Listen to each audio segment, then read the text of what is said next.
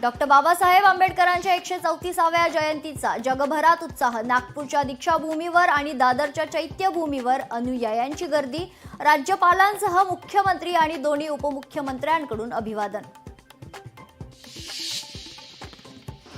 देशासह राज्यभरात डॉक्टर बाबासाहेब आंबेडकर जयंतीचा उत्साह। संसद भवन परिसरात राष्ट्रपती द्रौपदी मुर्मू आणि पंतप्रधान मोदींसह विरोधी पक्षनेते राहुल गांधींकडून महामानवाला अभिवादन।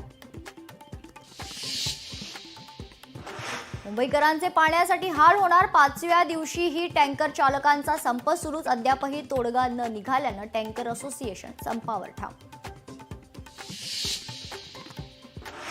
मुंबईतील खासगी टँकर्ससह विहिरी आणि बोअरवेल बीएमसी ताब्यात घेणार। टँकर्सच्या संपावर तोडगा काढण्यासाठी बीएमसीकडून आपत्कालीन कायद्याअंतर्गत कारवाई। शेतकऱ्यांना दिवसा 12 तास वीज देऊ। वर्ध्यात मुख्यमंत्री देवेंद्र फडणवीसांचं आश्वासन। विजेचं बिलही कमी होणार, फडणवीसांचं वक्तव्य। पंजाब नॅशनल बँक घोटाळा प्रकरणातील आरोपी मेहुल चोक्सीला बेल्जियममध्ये अटक। भारताच्या विनंतीवरून चोक्सीला अटक करण्यात आल्याची सूत्रांची माहिती।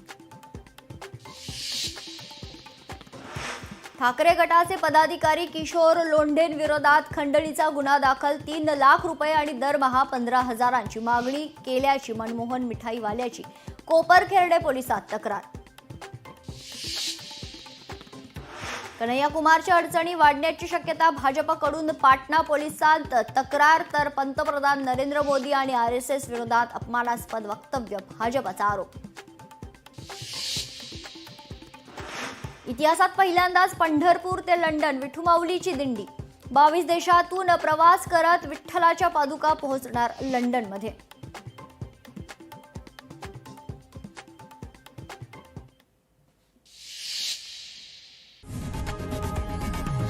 लोकशाही मराठी ऐका, पहा, जागरूक रहा।